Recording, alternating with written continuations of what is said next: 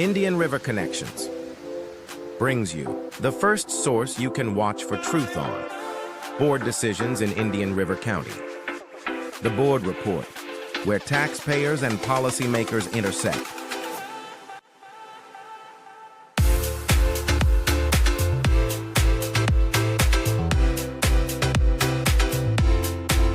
Be sure to subscribe on your favorite platform to get notified when we go live on Fridays at 7 p.m.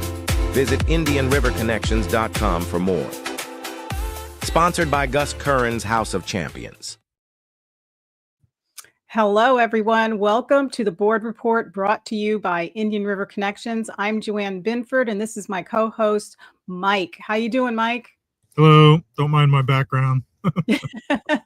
Well, we have a great show today, Mike, with our returning guest, Norman Grant, author of Tales of Young Patriots and host of the Grapefruit Agenda podcast, right? Yeah, I'm looking forward to his commentary on some things in the headlines. I know he's got it.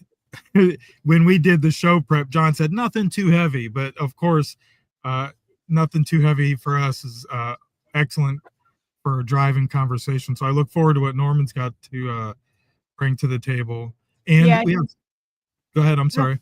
Go ahead. We have Sheila Mathews, founder of AbleChild, also joining us today, and we'll be touching on her efforts to travel to Connecticut to expose the patterns of state corruption from Sandy Hook to the Waterbury cases and the targeting of homeschool families. So we have some controversial topics to talk about today.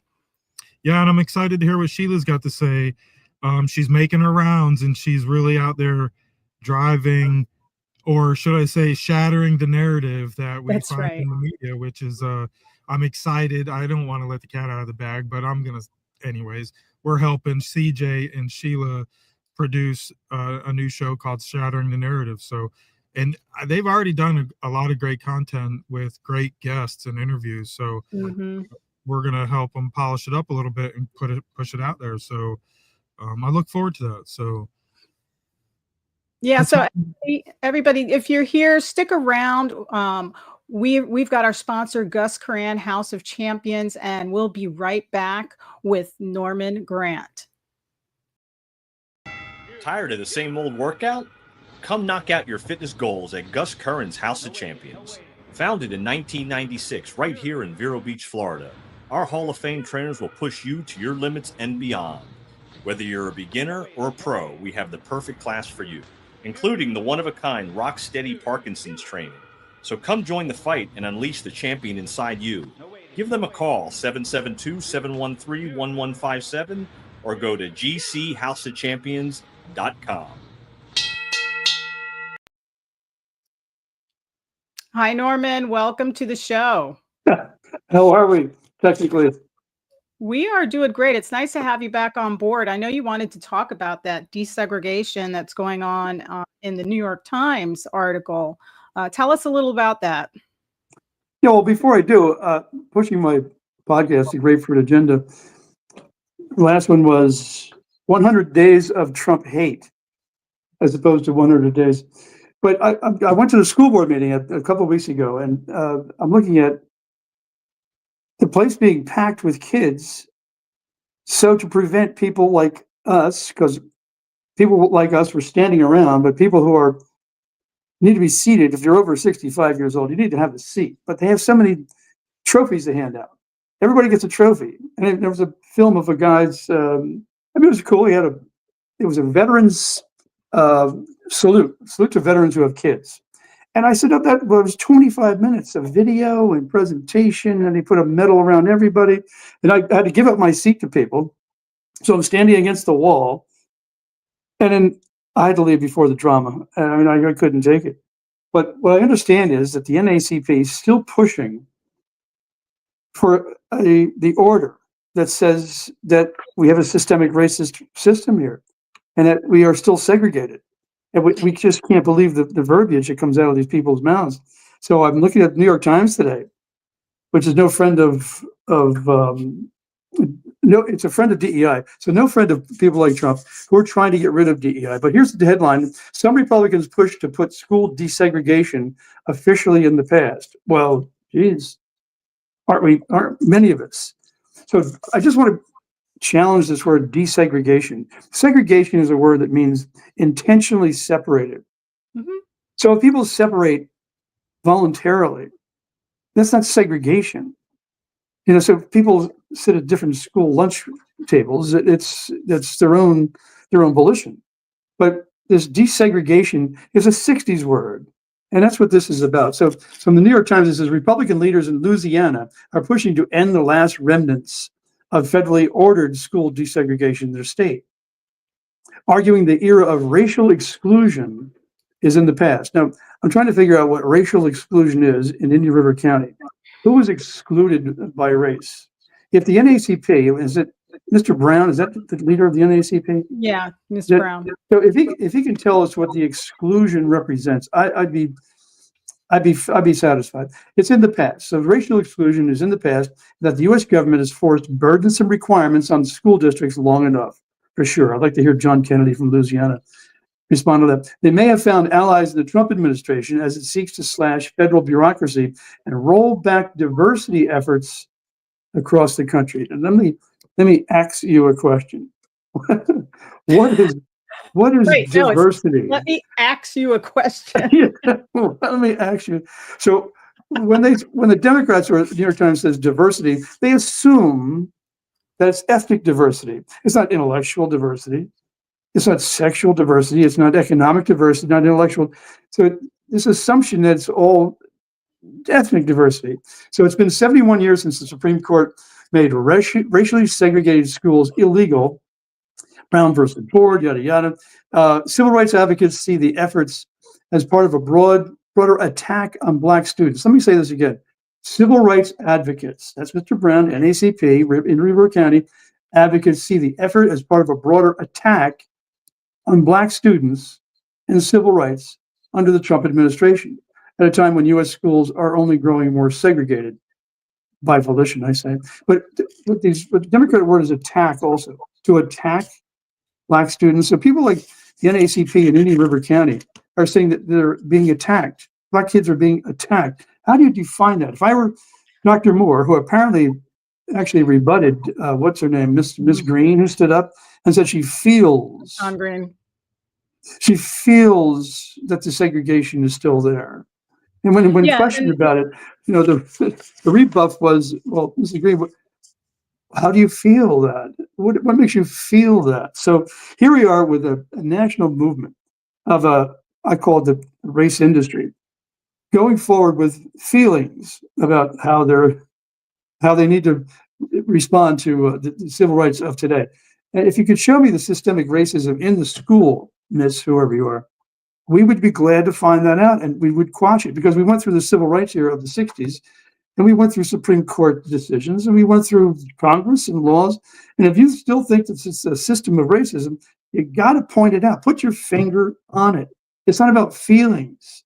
So Sharmit Dillon, Harmeet Dillon is now the head of the Civil Rights District Office of the federal government, and she's pissed off. She's pissed off with these people. She says, I don't think it serves the interests of justice to have ancient consent decrees. Ancient is the key word. Ancient consent decrees out there. So she's got to get rid of this stuff. Let me read this last paragraph. President Trump also issued new guidance on school discipline, instructing schools to look at behavior alone. This is what she's embellishing now, without taking into account racial disparities. And this has happened since Obama and Holder. Okay, they wanted to soften the blow of mass suspensions. You heard of mass incarceration? This is mass suspensions, they thought. So without taking into account racial disparities and punishment. This is what Trump is saying verbally. He has ordered the federal government more broadly to stop considering, quote, disparate impact. Now, kids, this came out of Mr. Brown's mouth, the words disparate impact. What he seems to think that is, well, more Black kids are being suspended than white kids by ratio, ratio, in a ratio that's disparate. But where did he learn those words? You know where it comes from? It comes from the DNC, the Democrat National Committee, disparate impact, which is when a seemingly race-neutral policy has different outcomes for different demographic groups. So the NACP is mouthing the words of the Democratic National Committee. And if we could just expose this in places like the school board meeting, I think this makes their argument look very small, as opposed to, and there are other, 16 other counties in the state that still have the desegregation order. So we want to ask, I would like to go into, where is O'Keefe? Where's O'Keefe? No, Sheila knows about O'Keefe.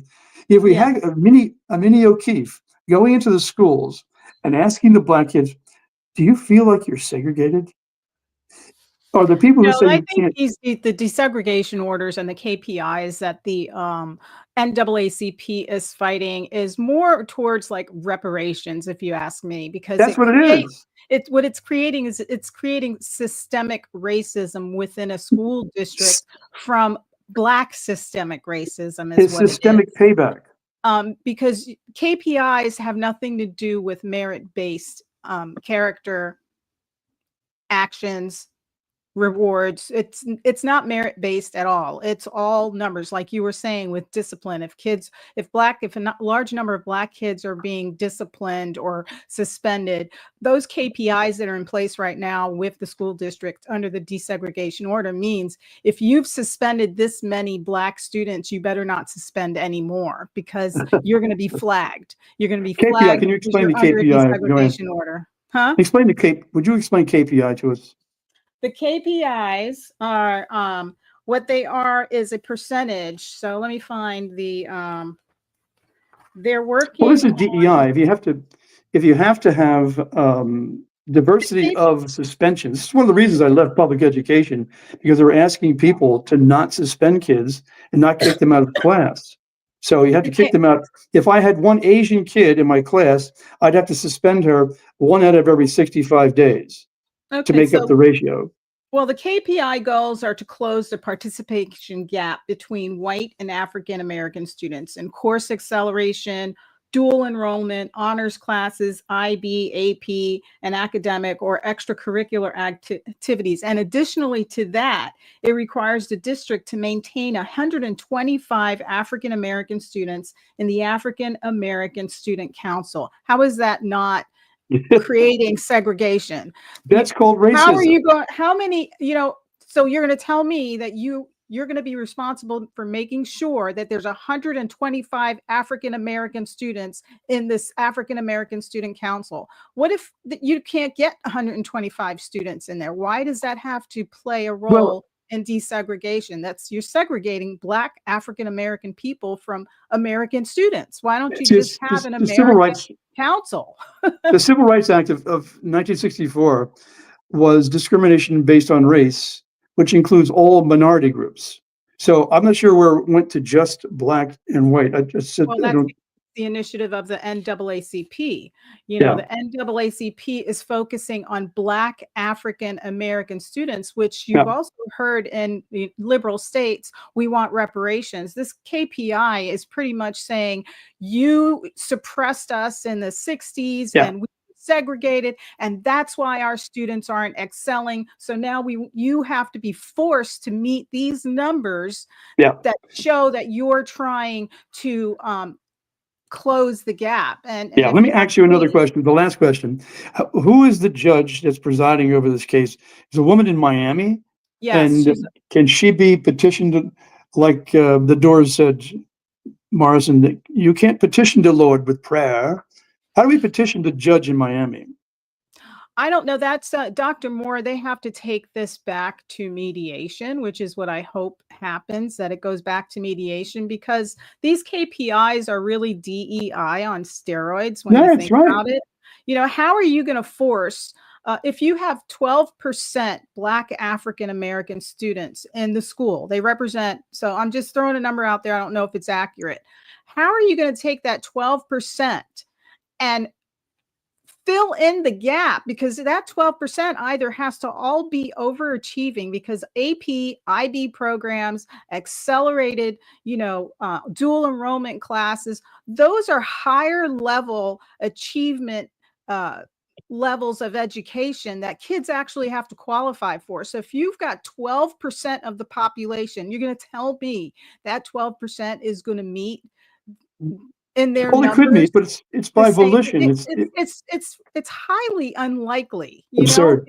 if you've got 2,000 students in a high school and 12% or 15% of them are Black African Americans, what percentage of that 15% of Black African Americans can function at the highest education standard? Joann, I got to say something. You say Black African Americans. I was a teacher in high school, and one day somebody brought up who was Black and who's not Black. I said, one Black African American kid said something about discrimination. But next to him was a kid from India who was much darker than him. I said, he was a Dravidian Black Indian. And so this Black, I went through the idea of, in the civil rights era, when they wanted to determine whether it would be African American, would it be Black, would it be, because it went from Negro. It went from Negro too, and they chose, they changed the verbiage. They chose African American, mostly because it has more syllables. And you have to pay more attention to African American. So anyway. The only reason I say Black African American is because that is the verbiage that the it's the culture too. It's using. It's the culture. It's not the DNA. It's the culture of African Americans. I mean, if you're Black and you're Indian, you're not part of a Black American culture. But the Black American culture is too superseded by people who want a power trip on this victimization to get retribution. That's what they want. And it's a minority of the minority. This is not even the middle of Black people. Most Black people don't look for revenge and retribution. I just have to say, I've known a lot of Black people in my time. So it's a political thing, and it needs to be exposed, and need to really separate this guy Brown and the NAACP from being cute with the Democratic Party. And the Republicans need to do that. Also, is what their KPIs do in the school district is if you are a contract employee, and they talk about it when they're talking about their retention rates, probationary periods, renewals, who's renewable, who's non-renewable. If you are a contract employee and you don't belong to the union, you can be non-renewed without any cause, without any reason. So let's look at it, Norm. If you have to meet the KPIs of an NAACP and there's a white person in that contract position, guess what happens to that person? They non-renew them so they can continue to meet the KPIs. Do you see that? Do you see what it inadvertently is causing a segregation of, I have too many white people in that position. We don't have enough Black people to meet these KPIs. And I'm not sure it's inadvertent. I'm not sure it's inadvertent. I think it's inadvertent. It's on purpose. It's a political nightmare, and it needs to be ended. It needs to be ended because the school is not segregated in any Correct. means. Ask any Black kid in there. Ask No, any Black kid in that school, because this is a segregated school. They may not know what segregation means, but I mean, has someone told you not to go somewhere, not to do something, not to join? Nobody has done that. And just like you were talking about, I was looking at this article from New York Times. Segregation has been the story of New York City schools for 50 years, which totally blew my mind because I grew up in New York City. I was born and raised in New York City. And there was there was Black, orange, yellow. There were all these kids in my class. We were not segregated on the subways. And I'm Puerto Rican, and I'm a very fair-skinned Puerto Rican, and I was living in Jackson Heights, which was mostly Spanish and, American, but we still didn't have all these desegregation issues that were at least evident to me growing up. To me, we were very integrated. There's people from Korea in my class as a young kid, and I'm looking at this article, I'm thinking, no, the desegregation, what happens is like here in Indian River County, they take students from the Gifford area and they bus them to the more affluent, upper class living areas. That's not causing desegregation. What it is, it's like school choice. Look, when we bought our house, we could afford to live in a certain neighborhood, and we checked the school districts out because we wanted to make sure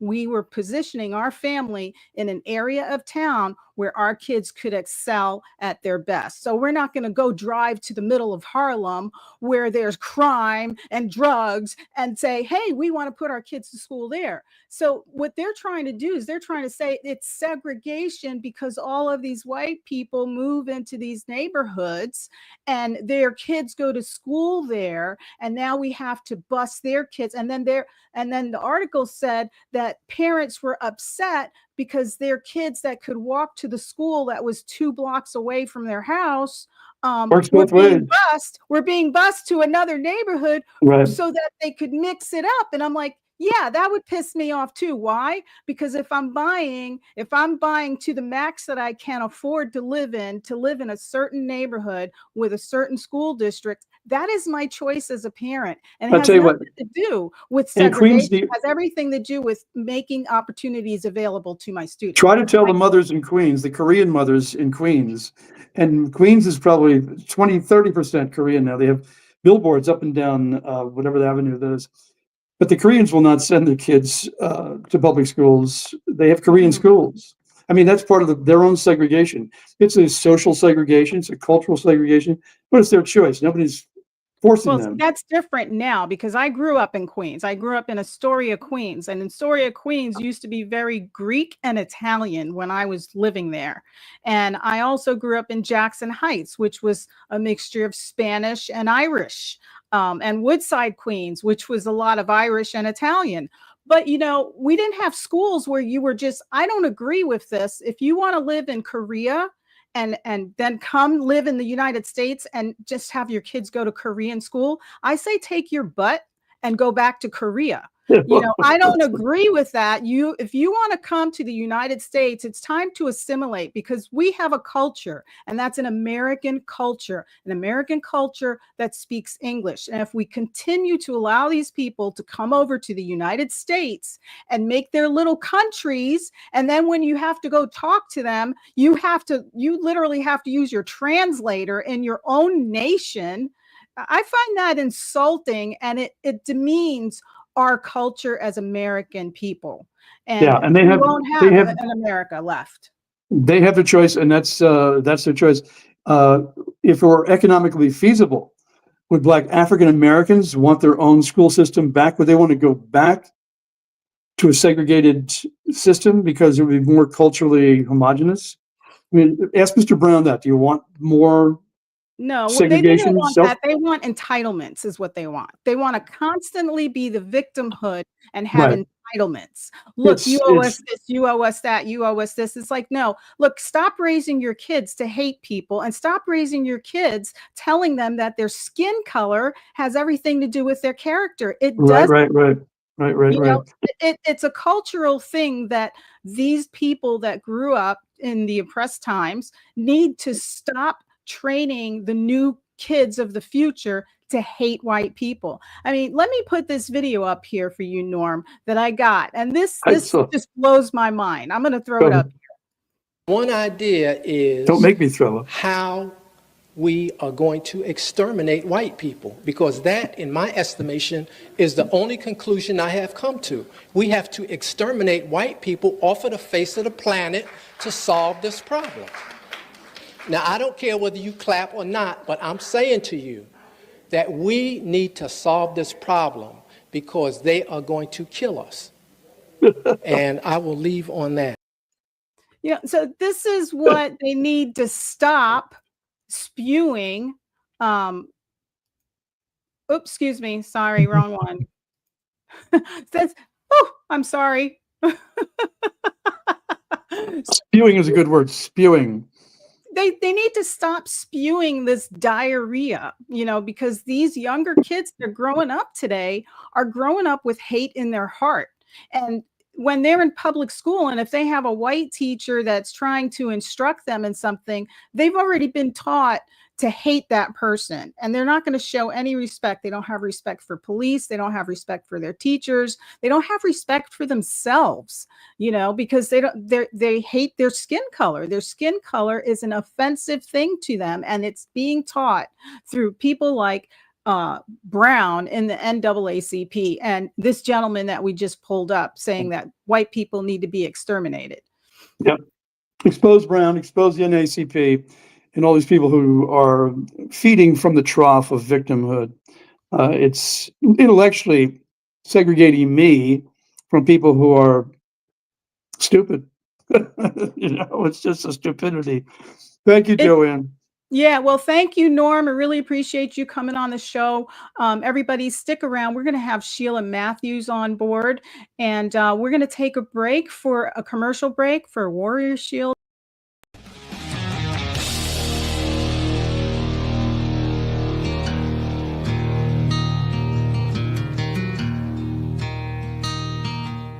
Warrior Shield Foundation is here to unite, honor, and provide support for veterans, first responders, and Gold Star family members. The foundation will enable them to find the help they need through direct assistance or by connecting them with our shared vision network. Using data-driven models, we provide solutions that make a long-lasting difference. We, along with our partners, are dedicated to bringing together like-minded groups and individuals who have committed to making a difference in the lives of our hardworking, everyday heroes. We bridge the gap by connecting warriors or their families with the assistance they deserve and require, such as service dogs, wheelchairs, counseling, scholarships, and team-building retreats, to name a few. You can help right now to make a difference for those who have helped and protected us all. Warrior Shield Foundation, selflessly doing for those who need it most. It's a long way to home,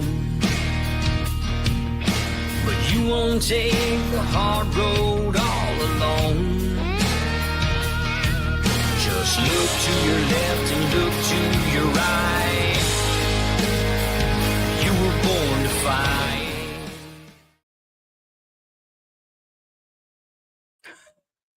Hi, everybody. Welcome back to the board report. Sheila, how are you?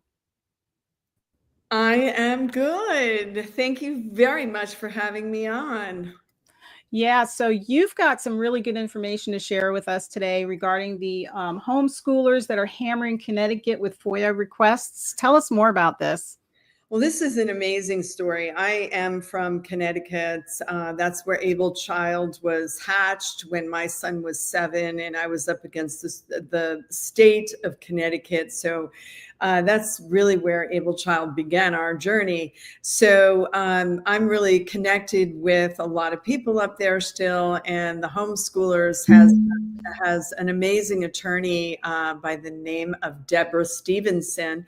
We've done a lot of work over the years together, and we were part of a coalition when Sandy Hook was forcing policies on homeschoolers and taking away gun rights. And so we go back a long way. So what happened was I was seeing a couple of stories, and then people were starting calling me that Connecticut was trying to regulate homeschoolers because the Department of Children and Family Services, which I am very familiar with in Connecticut, they had a failure of overseeing a child. They lost the child in the system. The child was never homeschooled. And the child made national news, is now an adult, but was basically, it was like one of those gross stories you hear about. A child being trapped within the home, held a prisoner for years. And so they are using this case to hammer homeschoolers and try to get them vaccinated and on psych drugs and all this garbage. So we wrote an article and we sent it off to our very good friends at the Gateway Pundit, and they got wind of it and they said, we're running with this. It made national news, and they were going to try to slip this bill in at the end of the legislative session, and then there would have been no public hearings. They did this I guess it was like it wasn't an official hearing. It was like an investigative talk with the public, and 4,000 parents, homeschoolers, showed up and said, you're not doing this to us. So with the Gateway Pundit making this national, what we did was we basically got the Hartford Courant basically reported that the Democrats backed down because it's a super majority in Connecticut. It is a failed state. The Republicans are completely in bed with the Democrats. It's disgusting. The state It really is. It's just disgusting. But so this story ignited fire across the country.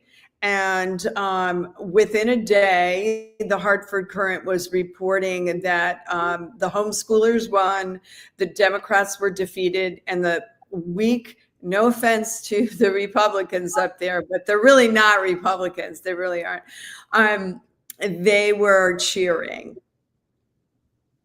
Wow. So it's a victory. It is a huge victory. And so what we that was the Waterbury case, right? Yes, it's a terrible case. They used another case another time, and they really tried to hammer homeschoolers when Sandy Hook occurred. And so our organization sued the state of Connecticut for Adam Lanza's mental health records. And we've since gone on to have a win in Tennessee where they're going to start doing a toxicology report on dead shooters for therapeutic levels of antidepressants and SSRIs and all the psych drugs. So we've been doing this for over 20 years. My son was 7 when we were in Connecticut, and now he's an adult, thriving. I never put him on the psych drugs, but I hear so many horrible stories along the way. So our organization is just like, when we got that and Deborah said, well, we're hammering them with FOIA requests, I was like, I got to get this story to the Gateway Pundit. What kind of things are you guys finding out in the FOIA requests?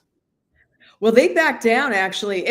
That's a really good question, because the way Deborah filed the FOIAs was that she wanted conversations between the lawmakers and their decision to go after the schools, the homeschoolers.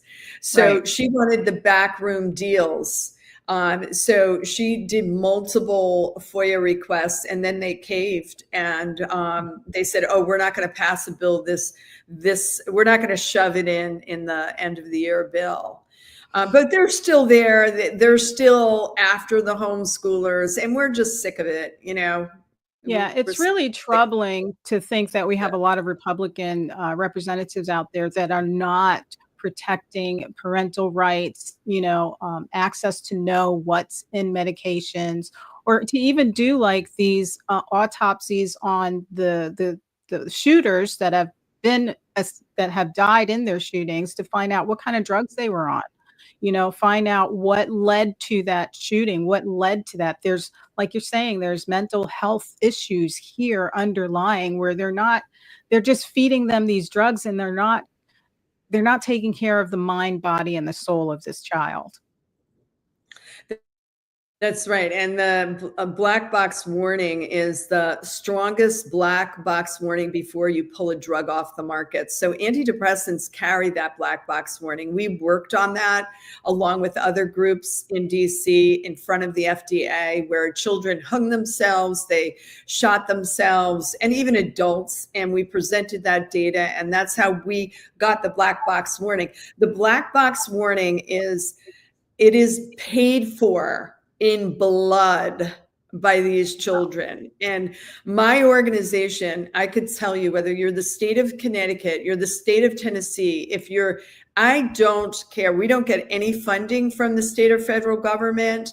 We're coming after you because we have a black box suicide warning that was paid for by the death of these children. So we're trying to get that word out, and it's a hard message. It is.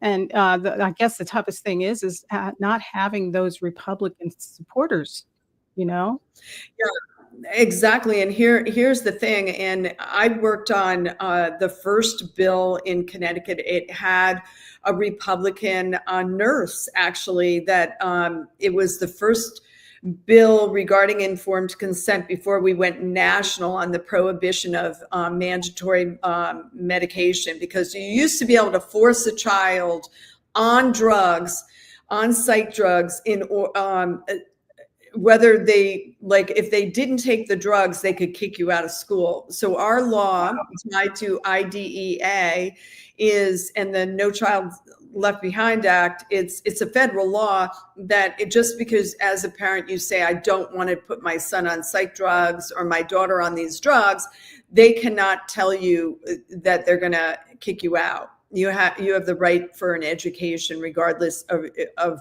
what you choose regarding psych drugs. So that was the nurse up in Representative Winkler, and she's since left. And the Democrats have a supermajority up in Connecticut.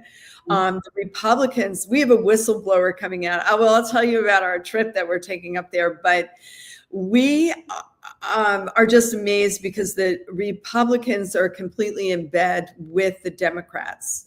And we have the chairman of the Republican Party. His name is Ben Proto, and he is up for re-election for basically the head of the Republican Party up in Connecticut. Well, he has a video out that basically is like, I will not, I'm not going to be a guy that wants to sit down with Trump for dinner. And I don't expect any of you to sit down with Trump for dinner. And so he hates Trump. He won't have dinner with him. And yet he's running for re-election. So we're going there. We have this breaking news that we just signed actually tonight, a deal with another nonprofit. It's called,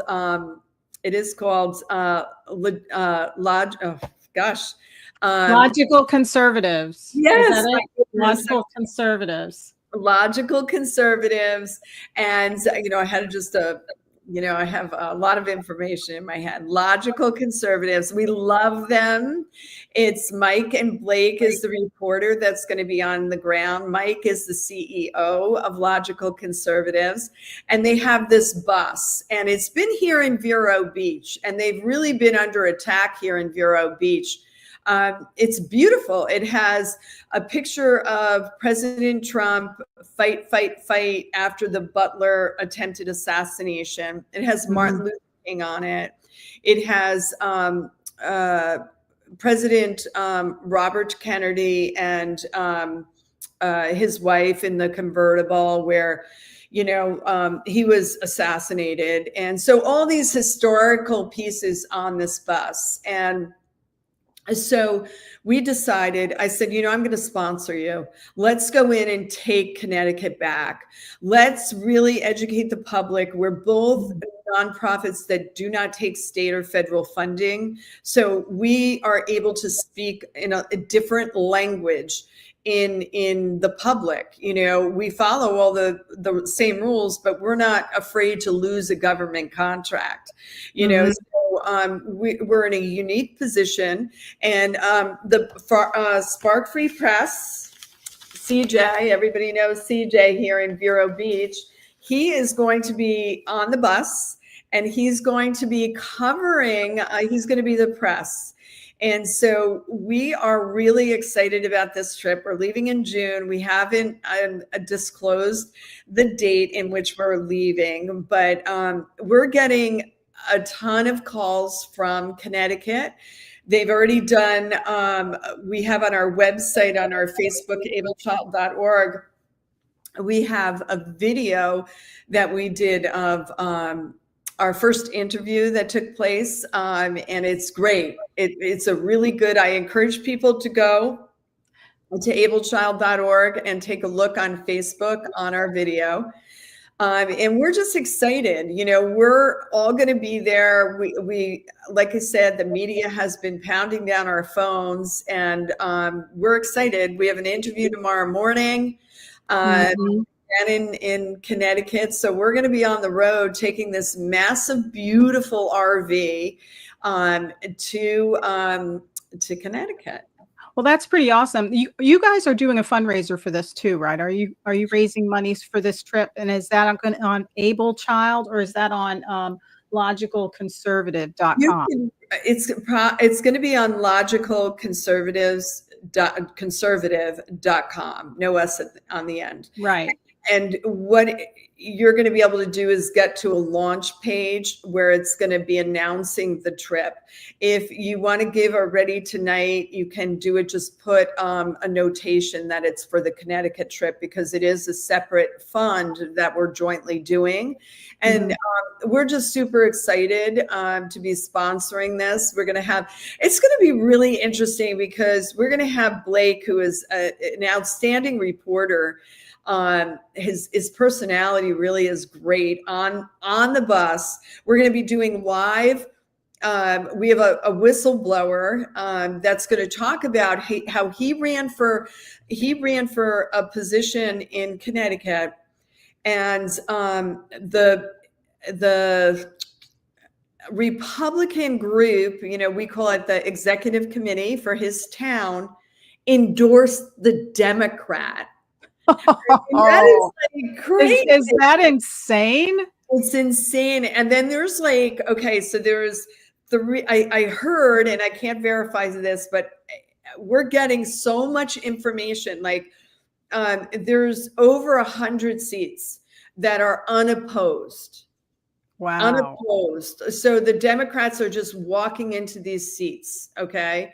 And so Ben Proto is in charge, and he's been a failure all along. Not only does he not want to eat with Trump, but he doesn't want to find candidates that are going to run up against these Democrats. And so he's really an imposter. He's not really a conservative. Connecticut's got to do something about that. Well, yeah, that's what we don't endorse candidates, but we can use 10% of our nonprofit time to lobby. And the thing is, we're not going into the Capitol to lobby. We are actually using that effort to go and lobby the American people that live in Connecticut to get involved in this election and really understand who's really blocking them, because the Democrats are doing a great job. They actually have a super majority. So, it's not about the Democrats. It's about the Republicans laying down and doing nothing. It is really absolutely crazy. So we're really hopeful that the way that we talk to the American people, especially in Connecticut and Take Back Connecticut campaign, that we're going to be able to educate them on this election. Now, what we went to the chairman, the GOP's, headquarters in Connecticut, and no information about the election. When we started finding out yesterday and the day before, we were like, okay, when is this election? We were first told it was June 2nd. And we were like, June 2nd, like it's nowhere on the website. On the website, right? The Supervisor of Elections? Yeah. So we just found out that it's June 24th. But we had to call from outside Connecticut to get this information. The list of the voting members, which is 78, were all outdated.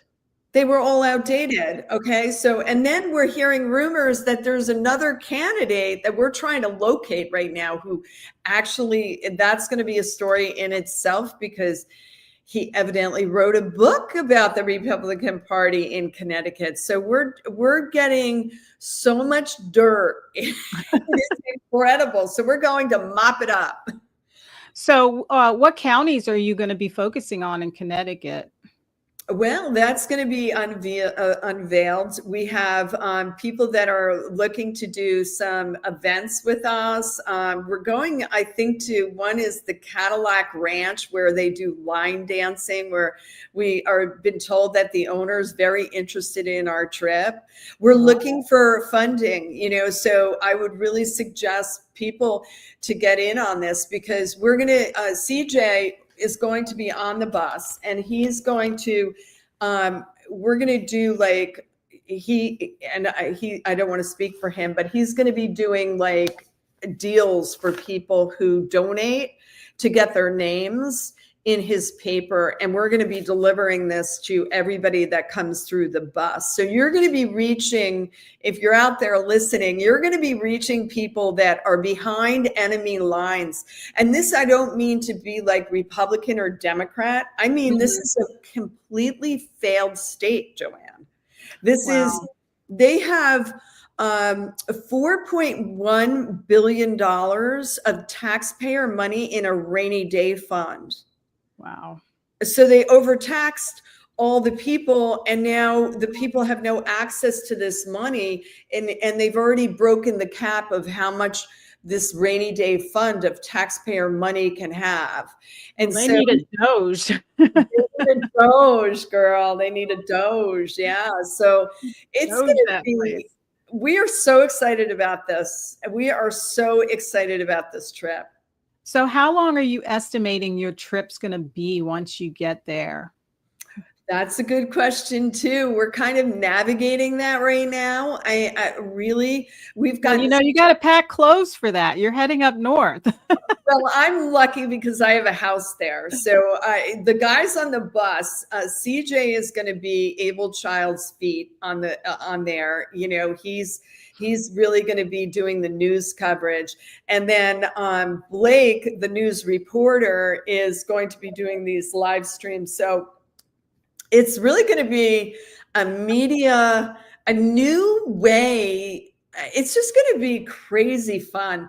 And these guys have so much energy. You know, CJ, I mean, he's just amazing. So, and Blake, the combination, and then Mike, the CEO. We just went to James O'Keefe grand opening in West Palm Beach, and we had a blast. We brought the bus down. People could go to logicalconservative.com and see all the pictures.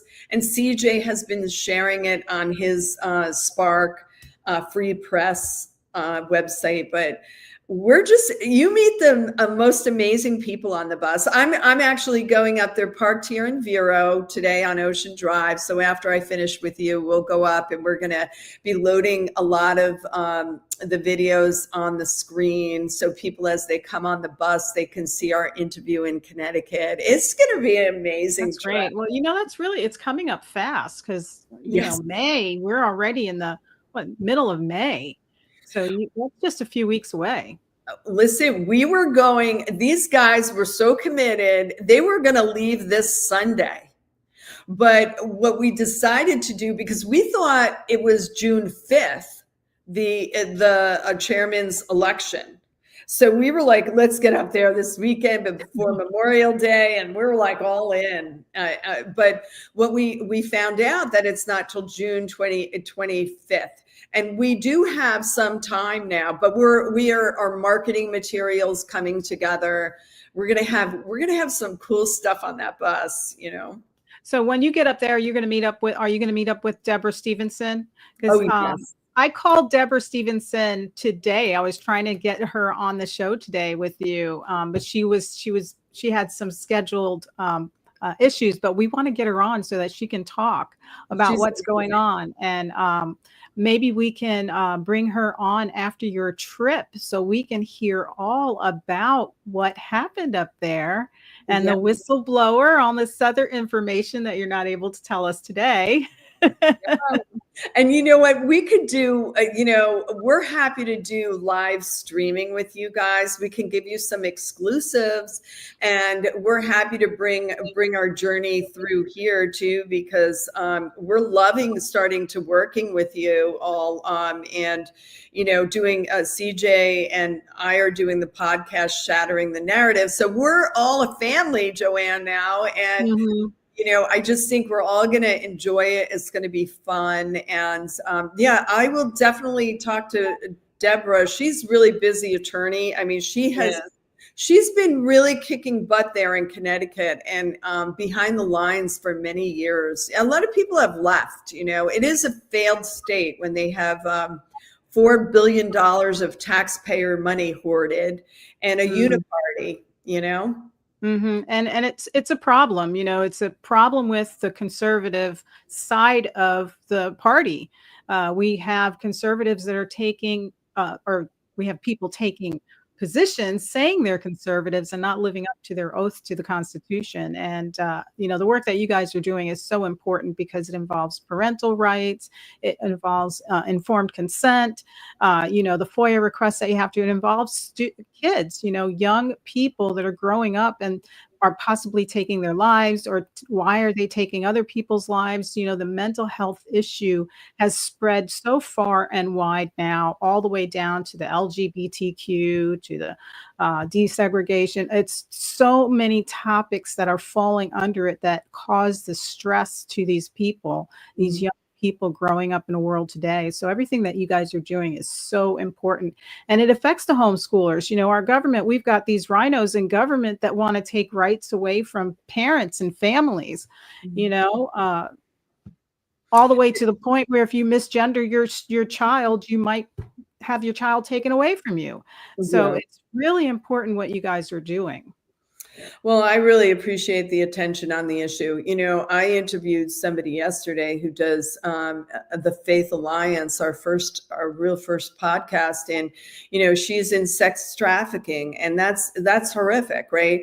I work on mass drugging of foster care kids, and I mean with cocktails of drugs as young as a year old, and where they're getting Medicaid money, and everybody talks about not touching Medicaid. Everything's a big deal, but this is really fraud. And when you start labeling children with these psychiatric disorders that you can't do a blood test, you can't do a brain scan, and these children then are labeled like that, and then the school gets funding, and then they're on these dangerous drugs that are linked with increased risk of suicide and death, and then these mass killers go out, and our evidence shows that a large portion of them are on these SSRIs. And so it is a large issue, and it's hard to talk about in the sense that evidently people get, it's a death industry, right? So for me, it's like, I don't know how sometimes I do it, but I'm disconnected emotionally because my son survived it. I was saved by another mother. But it is it's an industry of death. So how, you don't want to be talking about death, but I've met some incredible people along the way, and people are suffering, and this is just not the answer. And we need informed consent, and informed consent is across the board. And one of the big reasons why I left, I decided to sponsor the bus and go to Connecticut with Logical Conservative, is because I was on an oversight committee hearing in the state of Connecticut live on TV, and they cut my mic off. And then they filled the public section in which I was testifying with vendors of the state that were profiting off of the drugging.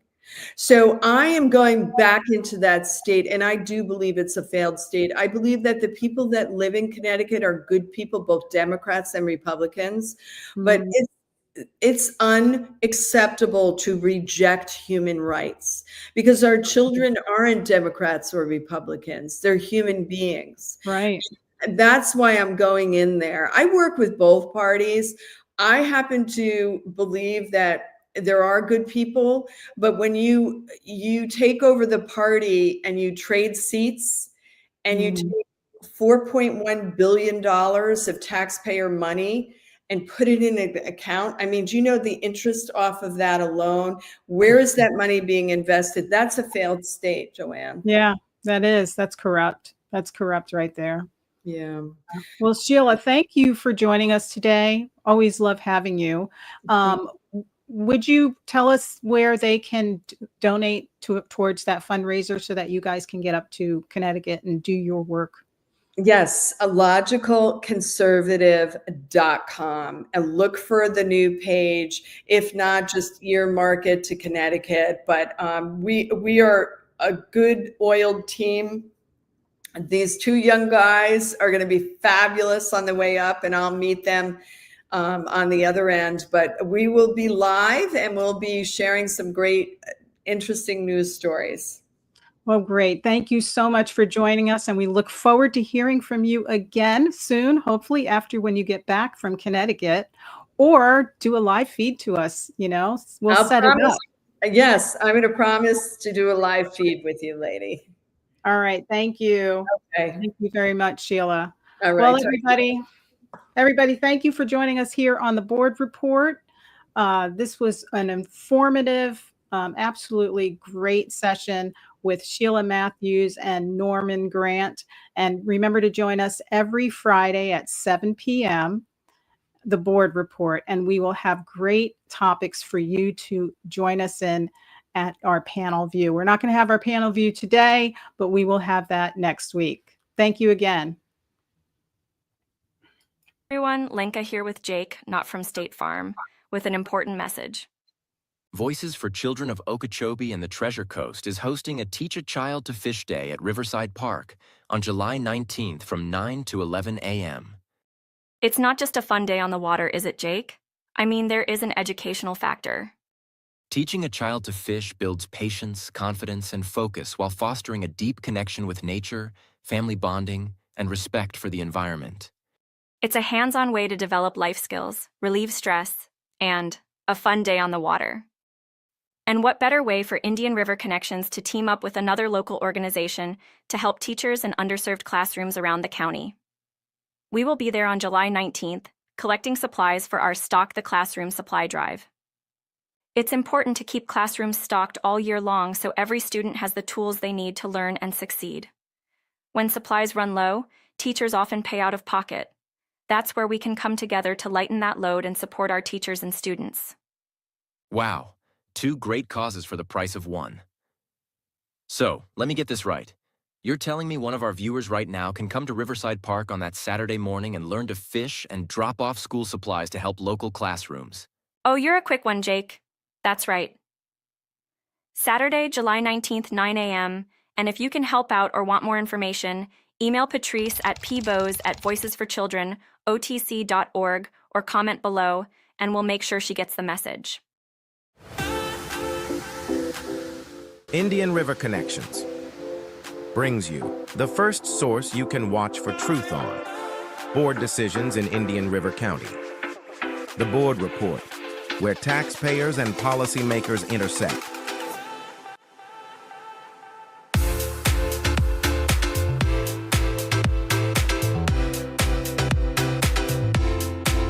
Be sure to subscribe on your favorite platform to get notified when we go live on Fridays at 7 p.m. Visit IndianRiverConnections.com for more. Sponsored by Gus Curran's House of Champions.